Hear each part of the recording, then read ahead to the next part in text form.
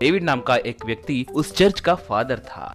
वो गांव के अमीर लोगों के पास से डोनेशंस लेता था और उन पैसों से हर रविवार के दिन चर्च के पास गरीबों को अन्नदान करता था। उसके बेटे का नाम पीटर था। वो एक एरोप्लेन पायलट था।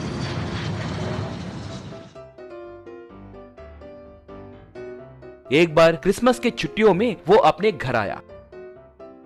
हेलो डैड, कैसे हैं? Hi mom, how are you? बेटा, उस भगवान की कृपा से हम सब अच्छे हैं। वैसे तुम कैसे हो? तुम्हारी नौकरी कैसी है? कल चर्च को आओगे क्या? वहाँ गरीब लोगों का अन्नदान का कार्यक्रम है। उस भगवान की कृपा से हम हर रविवार उनका पेट भर पा रहे हैं। ओ डैड, मैं भगवान पे विश्वास नहीं करता हूँ कहकर आपको पता है ना, मैं सिर्फ अपने काबिलियत पर भरोसा करता हूँ डैड, मगर उसके अलावा और किसी पे भरोसा नहीं करता हूँ। चर्च को आना छोड़कर बहुत साल हो गए हैं कहकर आपको पता है ना dad. I am sorry, I can not come. वैसे इस गाँव के अमीर लोगों ने पैसे दिए तो वो महान होंगे ना, मगर कुछ मदद ना करने वाले वो भगवान महान कैसे बन गए? बोलो। गलत बात है बेटा, ऐसे बात मत करो। क्या पता वो भगवान ही गरीबों को पैसे देने के लिए उनके मन बदले होंगे। वाह डैड, आप कभी भी नहीं बदलोगे क्या? ठीक है, आपके लिए चर्च को आऊंगा, मगर अंदर आकर आपका भाषण नहीं सुन सकता। ठीक है क्या? मम्मी, मुझे बहुत भूख लग रही है, खाना लगाओ। बाद में दोनों चर्च के पास आए। वहां एक क्रिसमस पेड़ था। उसके पास गरीब बच्चे चिट्ठियां लिख रहे तो वो दोनों उन्हें देखने लगे। एक बच्चा चिट्ठी रखकर, माय डियर सांता क्लॉज दादा, मुझे एक एरोप्लेन का खिलौना चाहिए, प्लीज मुझे दो ना, कहकर लिखा। मुझे बारबी खिलौना बहुत पसंद है, मुझे वो चाहिए। उसके साथ साथ उसके लिए मेकअप किट भी चाहिए, भूल मत जाना। जी सांता क्लॉज, मुझे लोगों को खिलौना चाहिए। सबसे पहले मैंने ही तुम्हें रिक्वेस्ट भेजा था, वो मत भूलना। वो देखकर पीटर जोर जोर से हंसने लगा। डैडी, देखा, बेचारे वो बच्चे सांता क्लॉज सच में है और वो आएगा उन्हें खिलौना देगा, यूं सोच रहे हैं। पूर किड्स, कम से कम आप तो भी उन्हें समझा सकते हो ना डैड, ये सब फालतू की बातें हैं कहकर। बेटा, बच्चे सांता पर बहुत भरोसा करते हैं, वो नहीं है कहने के लिए अपने पास कोई सबूत नहीं है, तो फिर उन बच्चों के दिल को ठेस क्यों पहुंचाना? बोलो। कहकर चला गया। वाह, मेरे पिताजी से मैं बहस नहीं कर सकता, कुछ भी करके सांता क्लॉज नहीं है कहकर उन्हें साबित करना होगा, सोचा। बाद में पीटर सांता चढ़कर जाने वाले एक रथ को तैयार किया। उसे एक प्लेन का इंजन फिक्स किया। क्रिसमस के पहले दिन रात के समय पीटर सांता क्लॉज के जैसे भेज डाला। गाड़ी भर के गिफ्ट्स रखकर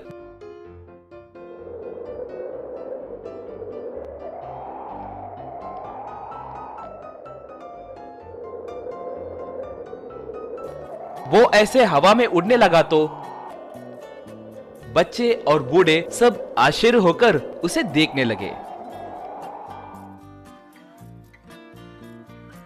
ऐसे उड़ते उड़ते चर्च के पास रहे क्रिसमस पेड़ के पास आकर रुका। वहां पर मौजूद बच्चे उसे देखकर बहुत खुशी से तालियां मारने लगे। पीटर उन्हें उनके मांगे गिफ्ट दिया। उन्हें देखकर बच्चे बहुत खुश हुए। हाय, मेरी बारबी देने के लिए बहुत धन्यवाद दादा। I love you Santa Claus. मेरे पूछे गिफ्ट देने के लिए बहुत धन्यवाद दादा। हमें हवा की सैर करवाओगे क्या दादा? ऐसे उन बच्चों को चढ़ाकर वो गाड़ी हवा में उड़ने लगी। बच्चे खुशी से उछलने लगे।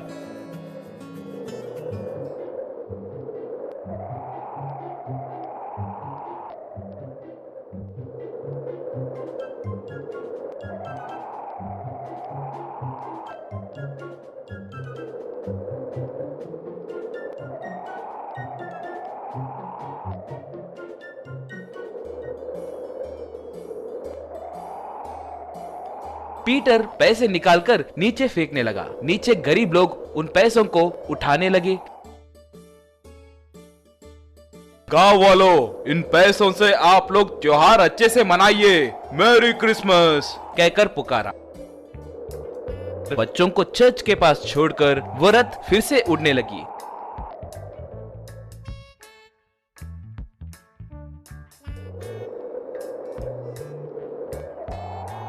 अगले दिन चर्च के पास सारे लोग जो भी था वो सब फादर से बोलकर बहुत खुश हुए। उनके जाने के बाद पीटर, डैडी कल सैंटा के बेस में जाकर वो सब मैंने ही किया था। बेचारे वो लोग सच में सैंटा आकर ये सब किया है कहकर सोच रहे हैं। अब बोलो सैंटा है कि नहीं, वैसे ही भगवान है कि नहीं, बोलो कम से कम अभी तो मेरी बात मानो डैडी।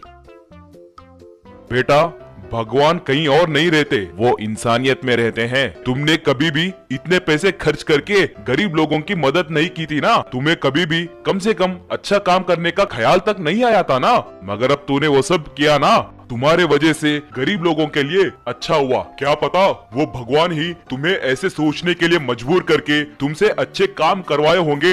एक तरफ से देखा जाए तो तुम ही उन बच्चों के नजरों में सैंटा क्लॉज बन गए हो ना, अब इसका क्या बोलोगे। इसीलिए भगवान को और उनके महानता को कभी सवाल नहीं करते, वो हमसे कुछ भी करवा सकते हैं। वो सुनकर पीटर बदल गया